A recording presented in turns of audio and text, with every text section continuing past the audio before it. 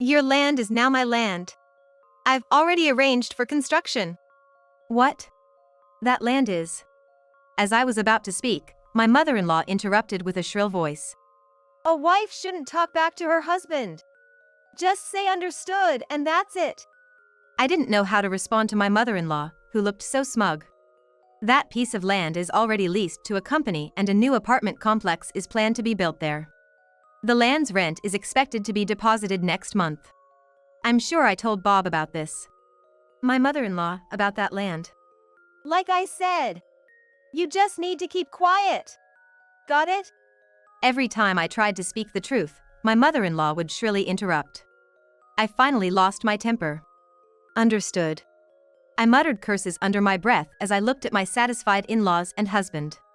Just wait and see. I can't wait to see them regret this. My name is Katherine Johnson.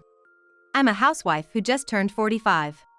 I studied abroad for about 2 years in college and have been an instructor at a Japanese conversation school for adults for over 23 years. Every day interacting with my students is very fulfilling. My husband, Bob, is also 45. We met when he enrolled as a student at my Japanese school. I never planned on getting involved with a student, and I always turned him down while he was still enrolled. But even after leaving the school, Bob kept pursuing me, and I finally gave in and we started dating. Bob was very gentlemanly during our dates and our relationship went smoothly. After about 2 years of dating, he proposed, and we got married when I was 30. However, as soon as we got married, Bob changed his attitude completely and became very domineering. At first, we had many arguments, but I didn't have the energy or the spirit to fight every day. Eventually, I gave in most of the time, and it became the norm. Bob has a younger sister named Mary, who's 5 years younger than him. She didn't seem to visit her parents' home often. I met her once, and she seemed like a very efficient woman. But according to Bob, she's arrogant and can't compromise just because she's a woman. Because of this, I hardly had any interactions with Mary, and I only saw her maybe once a year during the holidays. We've been married for 10 years, and even though I'm now 40, Bob and I haven't had any children. I once had a checkup at a women's clinic based on my in-laws' advice, and there was nothing wrong with me. But as soon as I reported that, Bob's face turned livid, and he yelled at me. Are you trying to say it's my fault? It's not like that. I tried to choose my words carefully, but an enraged Bob didn't listen. He threw the remote controller against the wall beside me. Don't you get cocky with me. I ain't ever going to a hospital. It's definitely something with you. Change the clinic. Never go to the previous one again. You got it? Bob said this and, grabbing just his wallet and cell phone, left the house. I picked up the broken remote controller, tears streaming down my face. The married life I had dreamed of wasn't supposed to be like this. Perhaps the reason I didn't choose to divorce was because of the fond memories I had with the kinder side of Bob. At the age of 43, my in-laws told me that having a child at this age would look bad in society, and I had to give up the idea of having kids. When I told Bob about this, he just replied with a simple, "I see," showing no particular concern. It was then that I realized that I was the only one truly bothered by it. Bob and I lived about a 5-minute walk from my in-laws' house, and they would visit us about 3 times a week. To be honest, I wasn't fond of my in-laws. My mother-in-law kept making snide remarks, while my father-in-law would only talk about my looks and our intimate life.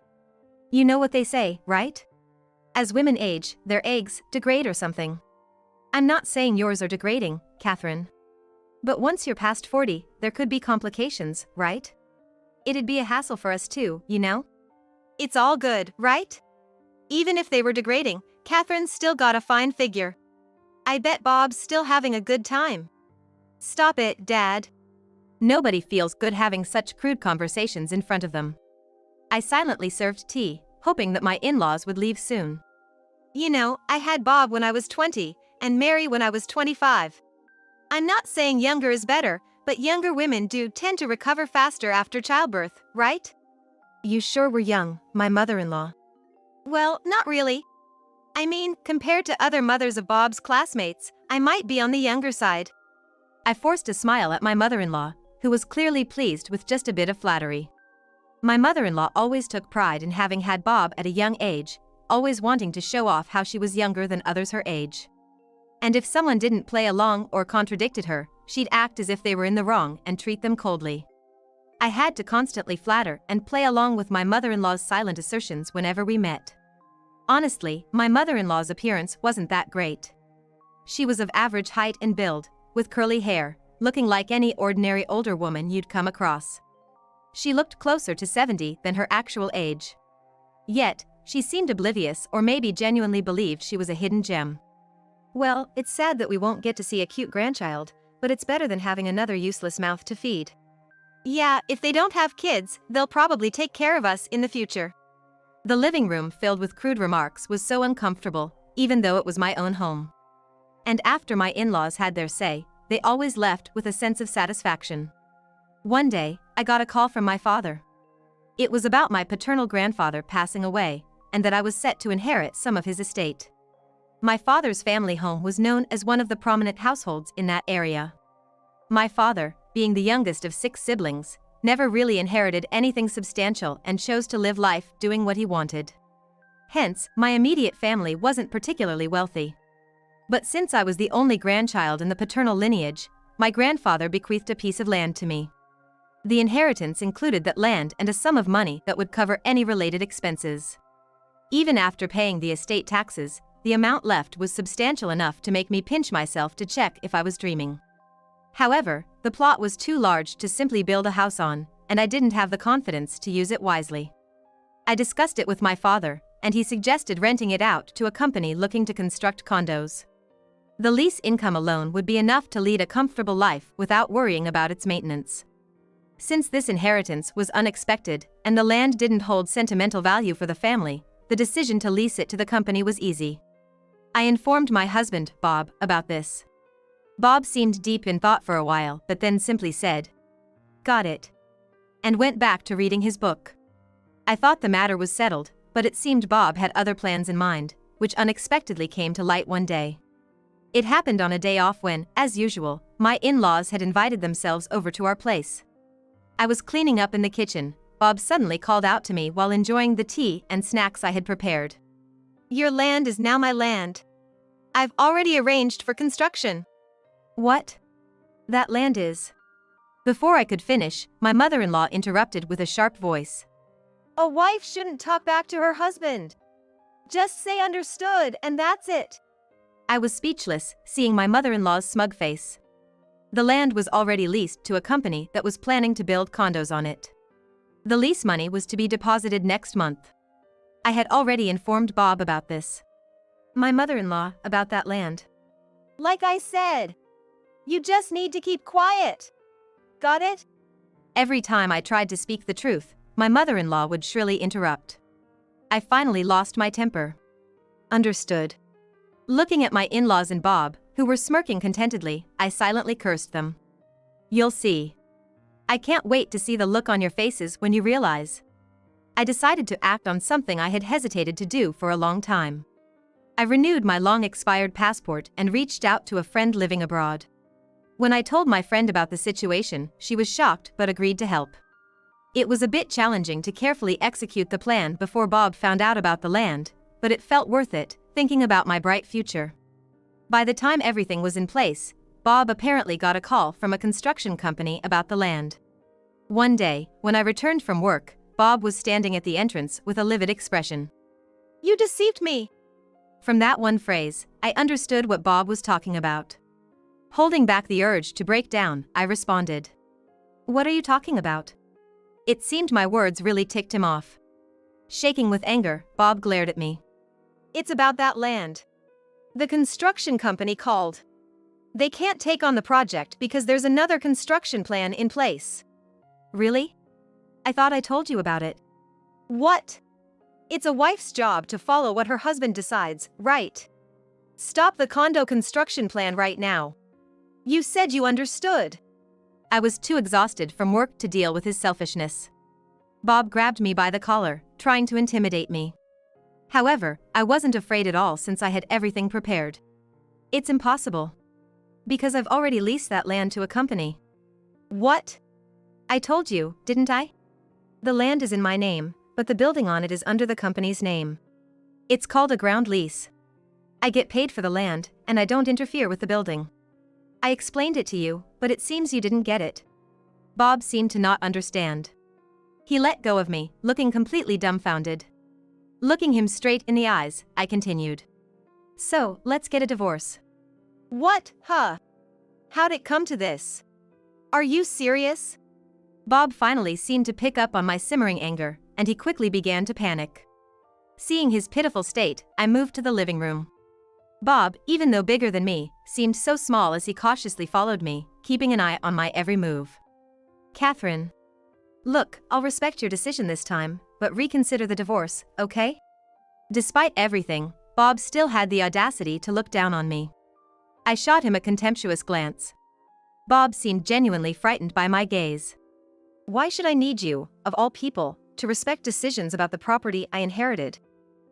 Well. I mean, You seem confused. that land is mine. I inherited it. You have no say in it. Bob was initially quiet, taking in my words. But the moment he heard he had no rights, he snapped. Hey! That's downright disrespectful to your husband. Who do you think pays the bills here? Well, we split all the living expenses and housing costs, so I'm living off my own dime. What? Didn't you notice? Or did you just not care? I took out our household ledger and opened it to the current month's page. Bob contributed $1,000, and I also put in $1,000, making it $2,000 for our living expenses. Additionally, the rent for our apartment and utilities come directly from my account. So, even though we say it's 50-50ths, I'm the one paying more. As you can see, I can manage just fine on my own. Actually, it seems like I'm wasting money just by being with you. That's a lie. You take more than $2,000 for yourself each month, right? Yet since our marriage, you've only contributed $1,000 to our home. That's 'cause Mom said it was enough. There it is. Always with the mom thing. You're such a mama's boy. Mama's boy. Bob seemed taken aback by my words, his eyes widening in surprise. To any onlooker, Bob, who always runs to his mother for everything and expects her to take his side, is clearly a mama's boy. But he seemed utterly clueless about it. Anyway, if you plan to keep living there, you'll have to pay for it yourself from now on. I've already changed the direct debit account. After today, I won't be paying even a cent. Wait, what do you mean you're leaving? Ignoring Bob's protests, I grabbed the suitcase I had prepared earlier from the closet and headed for the front door. Actually, I've already moved my stuff out. I had been sneaking it out little by little so he wouldn't notice, but Bob had no clue. It made me a bit sad thinking he wasn't that interested in me, but to be honest, it was quite convenient. Bob followed me to the entrance, so I took off my wedding ring right in front of him and placed it on top of the shoebox. Are you really leaving? You'll regret this. Staying together would be the real regret. What about my meals? What? Make your own food. I was utterly exasperated that Bob was concerned about his meals at this point. Bob looked like he thought it was a given, but when I snapped back at him, he looked absolutely stunned. I didn't want to see his face for even a second longer, so I left the house I had lived in for 15 years. For the next few days, I was busy preparing for the next chapter in my life, running around handling various errands and paperwork. Then, I received a call from my mother-in-law. Reluctantly, I answered the phone and was met with a shrill voice coming through the cell phone. What on earth? Building an apartment on that land? And after all I've done, taking care of you and Bob for 15 years without a child, and now you're divorcing him? How ungrateful! My mother-in-law, the apartment was already decided. The divorce is because Bob and I couldn't build trust. And the reason we didn't have children is because Bob didn't fully cooperate with the fertility treatments. He's perfectly healthy. That's strange, so am I. At my words, my mother-in-law shrieked in frustration on the other end, and I couldn't help but chuckle at the cartoonish way she yelled. Anyway, I'll be suing you for damages. For deceiving us and for breaking Bob's heart. You better make amends. All you talk about is Bob. Give him back his ring and keep clinging to him. As for the damages, I might talk to Bob about that. My lawyer will contact you soon, so don't run off, okay? Pass that message along. What? The nerve of you! My mother-in-law kept yelling, but I hung up without a second thought. I was amazed at how much a person can say when they finally let go of their inhibitions.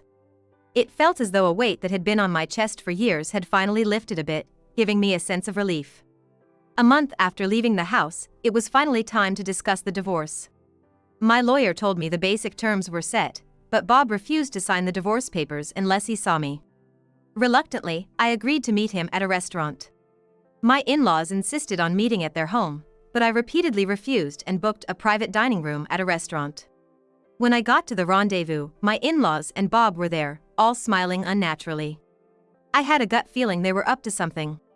Catherine, long time no see. How've you been? Yeah, I've been good, thanks. As I replied, my mother-in-law approached with a grin, speaking in a sweet, cloying voice. Catherine dear, I'm sorry for the past. Let's talk about the future. Sounds good. From her words, I got a vague idea of the scheme she and Bob and my in-laws were up to. Probably something like, Bob is gonna divorce, so give us a percentage of the rent money or something. And sure enough, as soon as my mother-in-law sat down, she began talking about the inheritance I'd received. Do you know the current market value of that land over in, say, New Jersey? Well, yes. I was blown away. And you've been getting some money elsewhere too, right? We need to settle the division of assets properly. I couldn't help but laugh at her brazen words. Seeing me burst into laughter, at first, my mother-in-law looked stunned, but her face quickly turned beet red with anger. What's so funny? You don't know, do you? The inheritance I received isn't considered marital property. What? My mother-in-law exclaimed in shock, eyes wide open. Apparently, she'd been so blinded by the dollar signs she hadn't done her basic research. So you're saying we won't get a single cent? That's right. At my words, my mother-in-law let out a silent scream and slumped in defeat. Judging from my mother-in-law's attire, she had plans to live the high life on my inheritance. Overhearing her mumble about how to make the payments was proof enough. Don't you want to support your husband's family as a good wife should? My father-in-law, who had been silent until now, interjected, to which I threw him a cold glare. And I silently pressed a button on my smartphone. From it played a recording of my father-in-law's own crude words. What the? I don't need a father-in-law who talks to me like that, a mother-in-law who goes along with it, or a husband who turns a blind eye. I'm gonna live my own life. You think you can just do whatever you please? If you want, we can even take this to court. I'll just present this as evidence anyway. If you do that, it'll ruin me. Well, it'll be a social disaster for you, wouldn't it? My father-in-law was speechless, and just like my mother-in-law, he hung his head in defeat. Finally, with the noisy peanut gallery silenced, I looked over at Bob. Even though Bob's face had turned pale, he suddenly seemed to have an idea. I bet managing the money is hard for you alone, so I'll help you out. Okay? Just do whatever you like.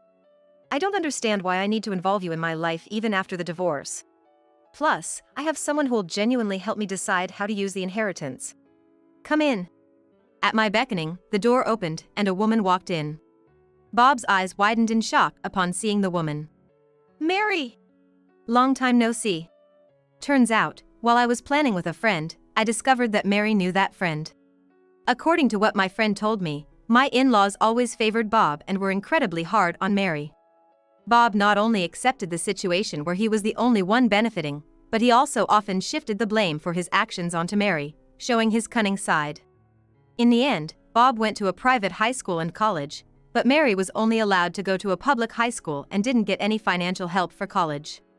So, Mary worked to pay her own college fees, and after graduation, she became a freelance writer on her own.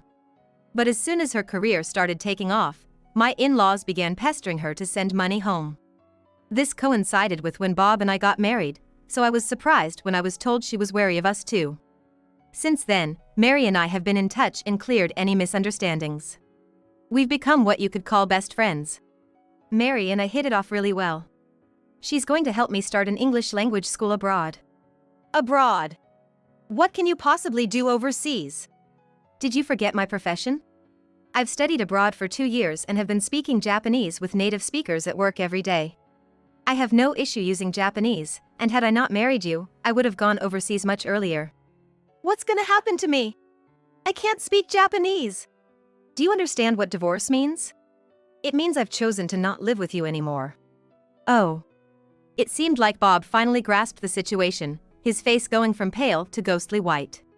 I took the filled-out divorce papers from the silenced Bob, left the three of them sitting there lifelessly, and exited the restaurant with Mary and my attorney. After that, I filed the divorce papers. Then, I moved overseas. I had already sent my belongings to my new place, so I was able to start my new life without any problems. I'm sharing a home with Mary, and we're able to live together while respecting each other's jobs. Mary has been gaining popularity as a freelance writer, penning columns about living abroad and writing articles about America for local publishers. Turns out, Mary's dream is to become a novelist. Seeing her work hard on her stories in her free time, I feel like I need to step up my game. Bob, who used to live with me in our old apartment, apparently had to move out because he didn't have any savings due to his frivolous lifestyle. He couldn't make ends meet. He moved back with my in-laws, but without financial help from Mary, they are taking most of his salary. Not only does he have no discretionary money, but he also seems to be worn out doing all the housework that my mother-in-law gave up on. It seems that my in-laws are also on the verge of having to sell their home. They sent numerous messages to Mary asking for money, but Mary just laughed and said drop dead before hanging up. I think my mother-in-law, who's only 65, should really consider working. But given she's never held a job before, there aren't many places willing to hire her. Moreover, I doubt she'd even choose to work. So, their family home might be gone in the not-so-distant future. As for me, I've opened the English language school I always dreamed of and, thankfully, it's thriving. My students are incredibly passionate, always filled with hope and saying they're gonna visit America someday. Well, today we're gonna study greetings. Every day, I stand in front of the class with a smile. I'm brimming with hope for the future and I absolutely love the confident person I've become.